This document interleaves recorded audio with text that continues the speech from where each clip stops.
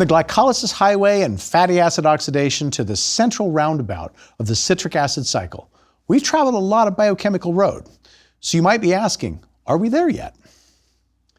So far, we've recovered only a tiny bit of the energy to be harvested from food. Where's all the ATP? Well, I have good news. This is the phase of our journey in which we reach the amazing Technicolor funhouse of ATP, where the energy dividends start pouring in. The mechanism by which the energy stored in NADH and FADH2 is captured and used to make ATP is nothing short of astounding. And that's before we even start talking about capturing energy from light. You'll encounter the world's tiniest motor, the ATP synthase complex that makes ATP. You'll also learn the real reason we use oxygen to stay alive and why poisons like cyanide can send us to the big biochemistry lab in the sky.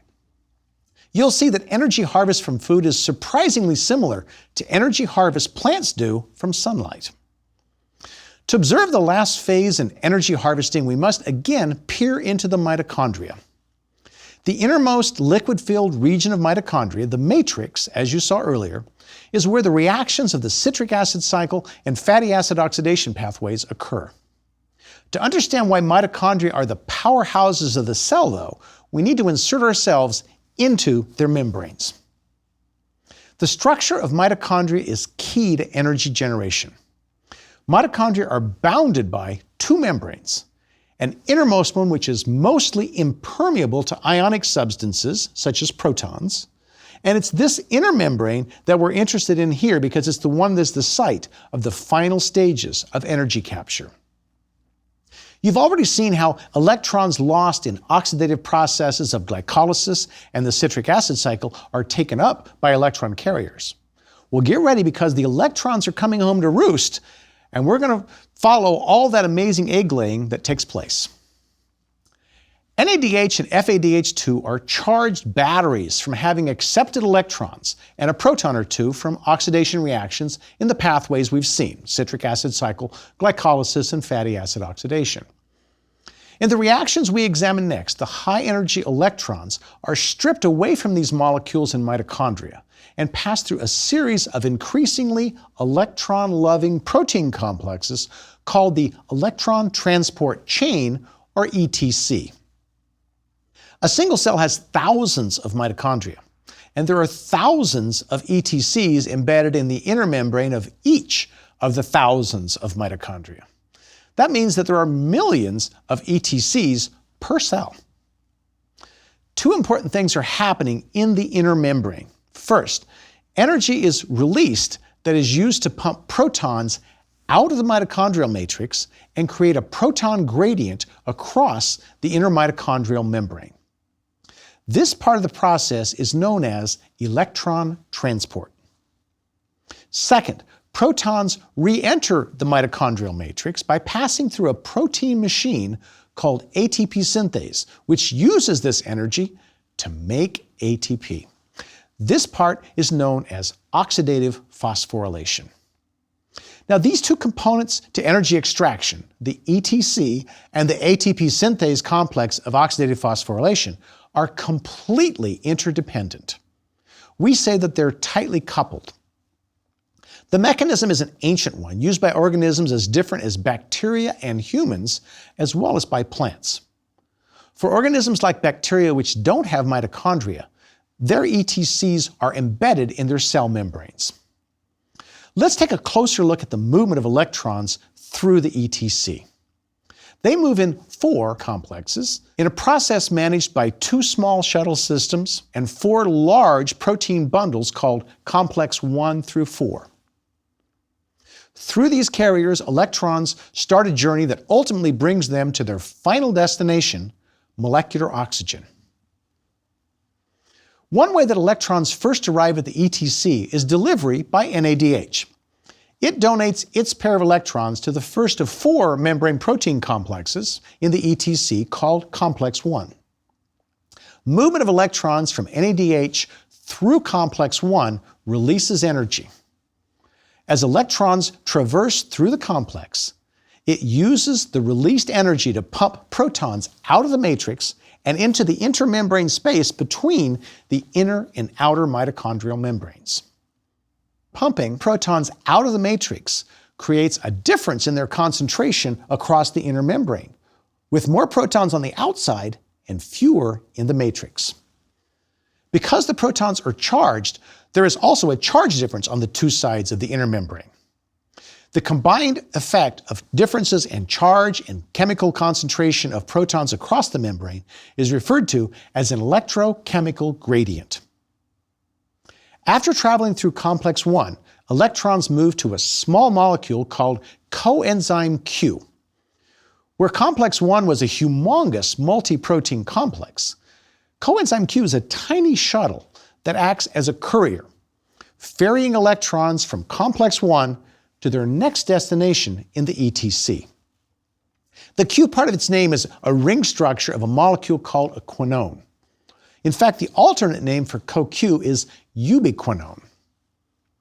The ring structure of CoQ can hold 2 extra electrons, 1 extra electron, or no extra electrons. And this is how CoQ serves as what I call a traffic cop during the electron transport process, accepting electrons in pairs from complex 1 and metering off one at a time to the next carrier in the process, complex 3. What about complex 2?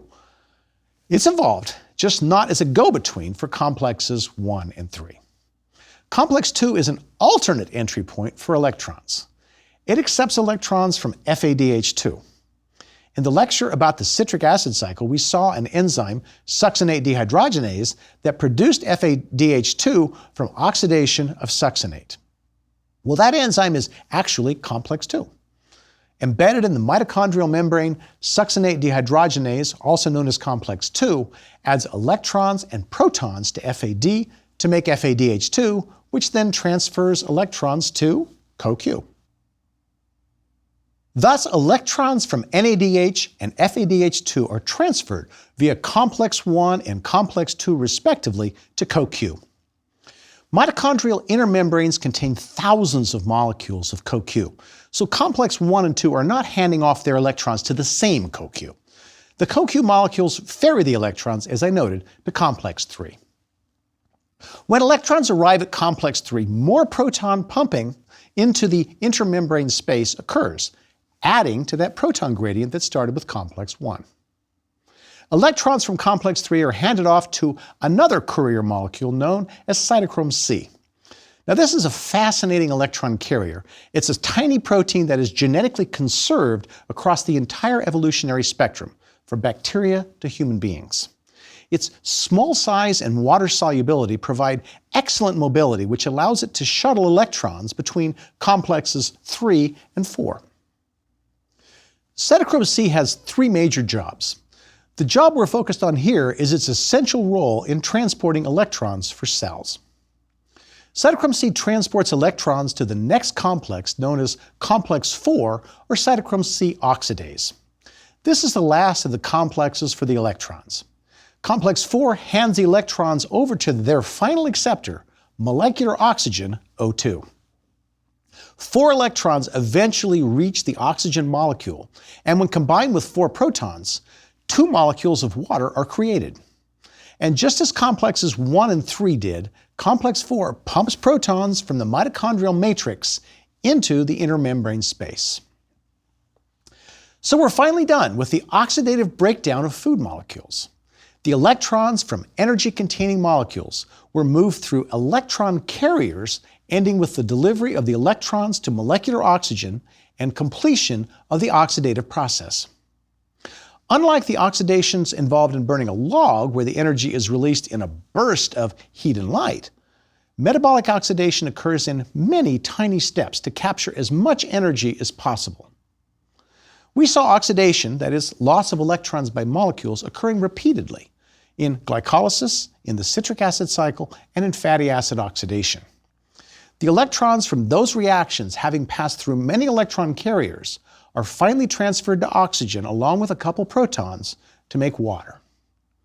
How fitting that the 2 molecules most characteristic of life on Earth, oxygen and water, are essential to the process that makes life on Earth possible. You also know now what the oxygen we breathe in is used for, and that the CO2 made in metabolic pathways is the carbon dioxide we breathe out in respiration. Oxygen's role as the final electron acceptor in the process of energy extraction is why it's necessary for most life. Without oxygen, the bucket brigade of electron carriers would stop, unable to pass electrons to the next carrier in the line. This blockage in the electron transport chain would leave no place for the electron carriers NADH and FADH2 to get rid of the electrons they carry. And if the electrons carriers cannot lose their electrons, then there will soon be no carriers with space to accept electrons from the oxidative reactions. As a result, very soon the extraction of energy would be restricted to fermentation, which, as we saw, cannot provide large, complex organisms like ourselves with sufficient energy to stay alive for very long, given the small amounts of ATP it produces. Now hold on, you're thinking, we haven't seen any ATP at all since glycolysis. Don't worry, it's up next. I've saved the best for last. Now remember that during electron transport through the ETC, 3 protein complexes pump protons into the intermembrane space, creating an electrochemical gradient across the inner mitochondrial membrane. We discharge the NADH, FADH2 batteries to charge up the mitochondrial battery, and boy are we ready. Compared to electron transport, oxidative phosphorylation is simple. All of the magic occurs in a remarkable protein called ATP synthase, which is also known as complex 5. ATP synthase is made up of 2 connected multi-protein assemblies, which together look kind of like a mushroom. The base of the stalk of the mushroom is rooted in the mitochondrial inner membrane, while the cap or the head projects into the mitochondrial matrix. The stalk in the lipid bilayer is called F0, while the cap reaching the mitochondrial matrix is called F1. The power for making ATP in ATP synthase is the high concentration of protons dammed outside the inner membrane in the intramembrane space. What the ATP synthase does is it provides a means for the protons to traverse the inner membrane through an opening in the F0 base. As the protons flow back into the matrix through the ATP synthase, they turn the stalk. Turning the stalk in turn causes conformational changes in the F1 head, the part of the enzyme that actually makes the ATP. Let's look at this amazing nanomachine a little more closely. Loading of a proton into the F1 stalk's C ring causes it to rotate. Since the C ring is linked to the gamma and epsilon units in the stalk, they rotate too. The gamma unit is a rod-like rotor that projects into the 3 ATP making sections in the F1 head of the mushroom. Each of the 3 ATP making sections can be in one of 3 conformational states, designated loose, tight, and open. In the loose state, ADP and inorganic phosphate enter the active site and bind to it. In the tight state, the alpha-beta subunit clamps down tightly on the substrates, making ATP. Finally, in the open state, the ATP is released. To make and release ATP then, each of the 3 sections must go sequentially from loose to tight to open. The state of each ATP-making section of the F1 changes from loose to tight to open as the central gamma rotor turns. The turning of the gamma rotor sequentially changes each of the 3 sites from loose to tight to open for each 360-degree rotation of the rotor. 3 ATPs are made, 1 for each site per complete turn of the rotor. The movement of protons through the F0 stalk is the energy source for rotation. So keeping the concentration of protons in the inner membrane space high enough is necessary for continued ATP synthesis. So finally we have ATP. Let's take a look at our total haul now, starting with glycolysis, moving through the citric acid cycle, and ending up with oxidative phosphorylation. The balance sheet looks something like this for each molecule of glucose. Glycolysis from glucose to pyruvate yields 2 ATP and 2 NADHs. Conversion of 2 pyruvates to 2-acetyl-CoAs yields 2 more NADHs. 2 citric acid cycles yields 2 GTPs, which are the same as 2 ATPs, 6 NADHs, and 2 FADH2s. The total so far is 4 ATPs, 10 NADHs, and 2 FADH2s. If you've been carefully tracking this, you will notice that electrons coming from NADH pass through 3 proton-pumping complexes, that is, complexes 1, 3, and 4, whereas electrons coming from FADH2 only pass through 2 complexes that pump protons, that is, complexes 3 and 4, since complex 2 doesn't pump any protons. As a result, electrons from NADH cause more protons to be pumped across the membrane than electrons from FADH2. Some sort of back-of-the-envelope calculations indicate that we can expect between about 2 and 3 ATPs per NADH and 1.5 to 2 ATPs per FADH2s. Now, if we use the higher figure in each case, we get 38 ATPs per molecule of glucose. Using the lower figure for each case, we get 27, but compared to the paltry 2 ATPs we got from glycolysis, the subsequent oxidations and the ETC do indeed yield handsome dividends. So we're at the end of the energy extraction saga. We've followed the fate of glucose molecules through glycolysis, the citric acid cycle, and the electron transport chain to the final steps that capture the energy in ATP. We've seen that other food molecules like fatty acids and amino acids can be broken down and enter the citric acid cycle. In each of these pathways, oxidation created activated electron carriers to pass on to the ETC. As electrons move through the ETC on their way to making water by combining with molecular oxygen, we saw that they generated a proton gradient. And protons flowing back into the matrix through the ATP synthase power the production of ATP. Oxygen is key to both processes. Now do you see why we need oxygen? Without oxygen, electrons in the ETC have nowhere to go. This stops the ETC. When the ETC stops, no proton pumping occurs. And when no proton pumping occurs, no proton gradient. Therefore, no spinning of the rotor of ATP synthase, and most importantly, no ATP synthesis.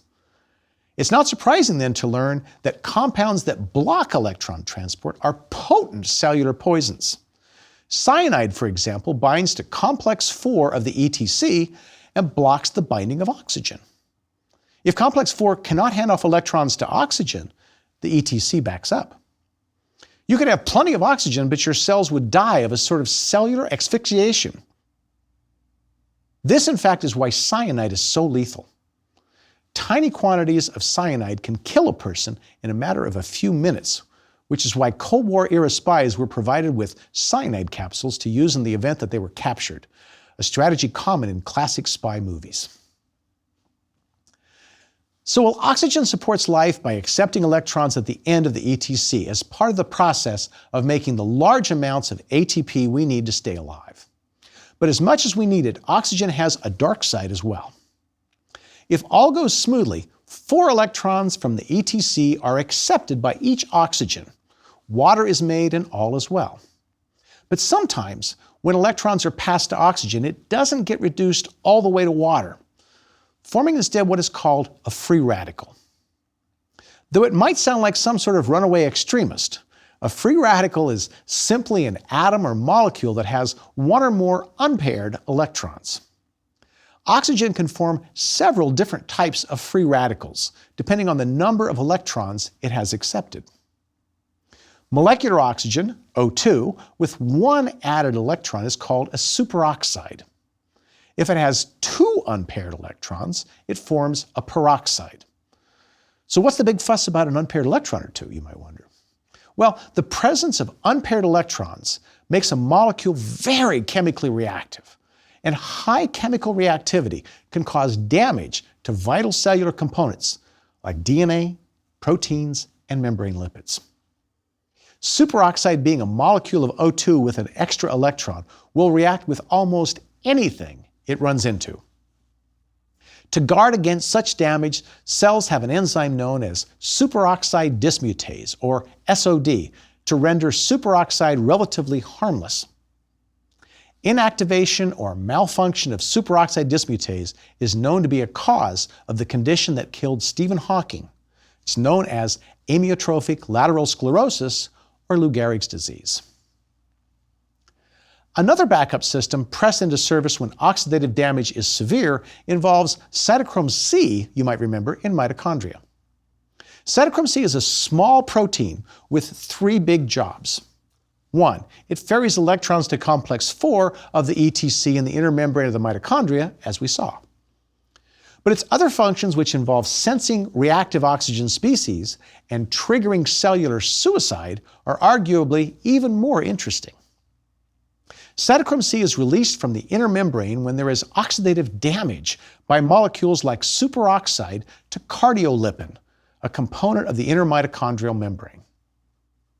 This damage signal in turn triggers a sequence of events known as apoptosis, or programmed cell death.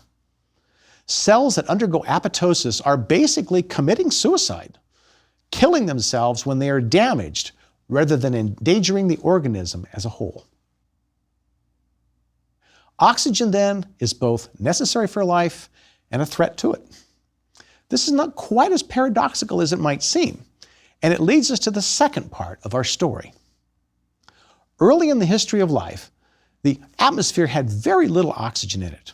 It was only when a tiny group of organisms called cyanobacteria began to perform photosynthesis almost 3 billion years ago that oxygen levels gradually began to rise. The availability of abundant oxygen was downright dangerous because of the damage that oxygen radicals could do. The emergence of superoxide dismutase and other cellular antioxidant defense mechanisms help cells to minimize the oxidative damage while allowing them to benefit from the extra energy that could be harvested by aerobic metabolism. The history of life on Earth would have unfolded very differently had it not been for the production of oxygen by those cyanobacteria. Today, our atmosphere is about 21% oxygen, a level maintained by vast numbers of photosynthetic organisms. As they photosynthesize, they pump out oxygen, keeping our atmosphere supplied with the air we need to breathe. And as if that weren't enough, photosynthesis also provides the food molecules made by plants using nothing but carbon dioxide, water, and light energy. Photosynthesis is one of those awe-inspiring processes so strange that no sci-fi writer could have dreamed it up. Now, it has two phases. The first captures solar energy from the sun and uses it to make ATP, while the second uses the ATP to synthesize sugars and other food molecules. Here we will focus on the first phase, also called the light reactions, because of their dependence on sunlight. The light reactions of photosynthesis make ATP and the activated carrier NADPH. But does this also sound familiar? You might wonder why I've started talking about photosynthesis. It's because the process plants use to make ATP in the light reactions, called photophosphorylation, is remarkably similar to how we animals extract energy via oxidative phosphorylation. As we shall soon see, photosynthesis first employs an ETC embedded in a membrane. Second, it creates a proton gradient across the membrane. And third, it uses ATP synthase to make ATP. Very familiar. But plants are not us, and photophosphorylation also differs in three things from oxidative phosphorylation. First, the cellular compartment where it occurs. Second, the source of the high-energy electrons passing through the ETC. And third, the destination of the electrons. Let's look first at the compartment.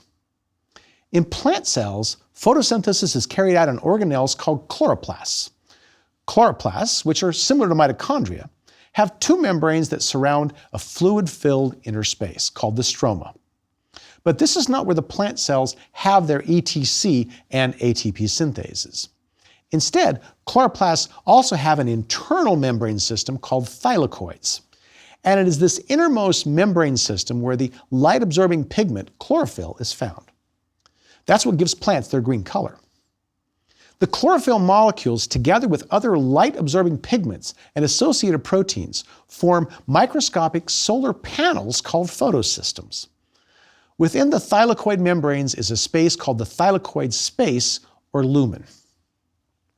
Now, of course, light energy absorbed by chlorophyll and other pigments is the energy source for electrons in the chloroplast, etc.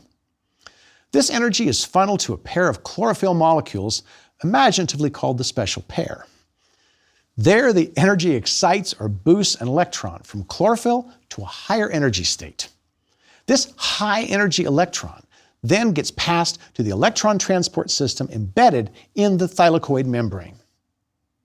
Now, once the electron from the chlorophyll is passed on, the chlorophyll down here is left in the oxidized state, and the lost electron must be replaced. Okay, here comes a very cool step.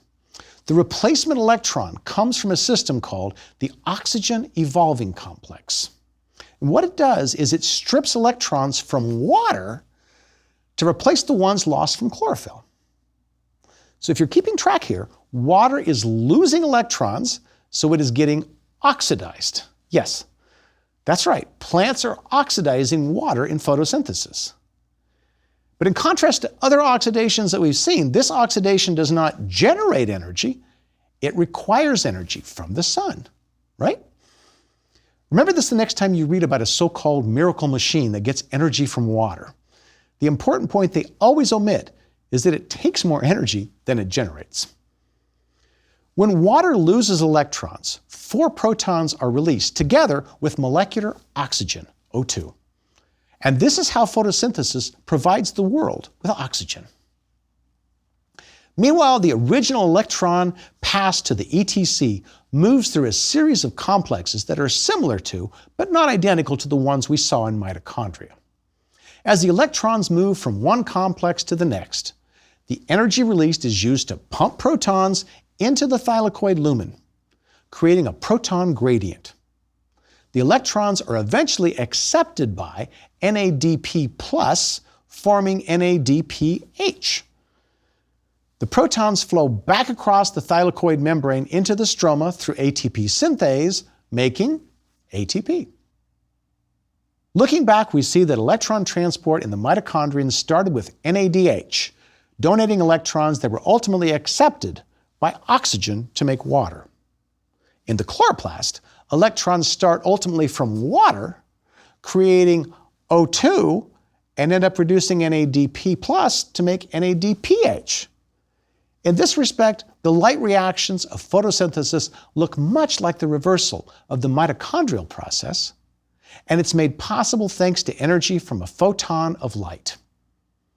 As you will learn later, the ATP and NADPH made in the light reactions is used in the synthesis of carbohydrates by plants in the phase known as the dark cycle or the Calvin cycle. Okay, just for fun, let's try a little thought experiment. Given the similarity of the ETC in plants and animals, could we make an animal that gets energy from photosynthesis? How about a photosynthetic fish? Such a fish would be using light energy to make ATP. Now, you've just learned that chloroplasts have an ATP generating system that is dependent on light. So you might think, well, let's embed that system in one of those transparent aquarium fish. That's unfortunately a formidable technical challenge. Is there an easier way? Well, there is actually. All we need is a proton-pumping protein powered by light. That way we could put that in the mitochondria of these fish, and it turns out nature has just what we need. It's a curious bacterial protein known as bacteriorhodopsin. Bacteriorhodopsin is a protein that contains vitamin A, a protein that's found in few bacteria. In the presence of light, bacteriorhodopsin pumps protons across a membrane. Now, the vitamin A helps it to perform this function. When light hits vitamin A bends and then unbends, like my arm. That unbending and bending is used by our eyes to detect light. That's how we actually see. Bacteria use vitamin A's shape change in bacteriorhodopsin to do something else that's cool. Each bend of the vitamin A Grabs a proton, kicks it out. Grabs a proton, kicks it out. Grabs a proton, kicks it out, creating a proton gradient, just like you've seen. So with bacteriorhodopsin, one could create a proton gradient across a membrane using only light. This bacterial protein is doing the same energy capture that's found in photosynthesis. What if this protein could be transferred into an animal that absorbs light very easily? What would happen if we put bacteriorhodopsin into the mitochondria of, say, a transparent fish where light can get in? Well, until we try it, of course, we're not going to know, but it should create a proton gradient when exposed to light. ATP would be produced using the light-driven proton gradient of bacteriorhodopsin, at least partly eliminating the need for the fish's normal ETC. Since the fish would not be able to perform the other part of photosynthesis, using carbon dioxide to make glucose, it couldn't make its own food from the photons of light. But because most of its ATP energy would come from light, it wouldn't need much food, only enough for the raw materials to make cellular molecules. Oxidizing food for energy would largely be unnecessary. Might this be an extremely efficient way to grow fish for food? You bet. Maybe somebody watching this will give it a try. You never know. Okay. After a long journey, we've seen cells harvesting energy sources to make ATP. Animals get the ATP solely by oxidizing of foodstuffs. Plants, by contrast, can get ATP either way. They can get it from foodstuffs that they've already made using mitochondria, very similar to what animals do. Or, as we've seen, plant chloroplasts can get ATP directly from photon energy. The electron-moving processes that pump protons, whether in mitochondria or in chloroplasts, are surprisingly similar. Mitochondria start with a cellular electron carrier and end up making water, while chloroplasts start with water and end in a cellular electron carrier. Amazingly, the result in both cases is the same, ATP. This is nature showing us a really deep sort of symmetry and balance. Two processes, opposite directions. Electrons moving, complex connections. ETC from oxidation, photon capture, phosphorylation. Equal opposite in the cell, same yet anti, parallel.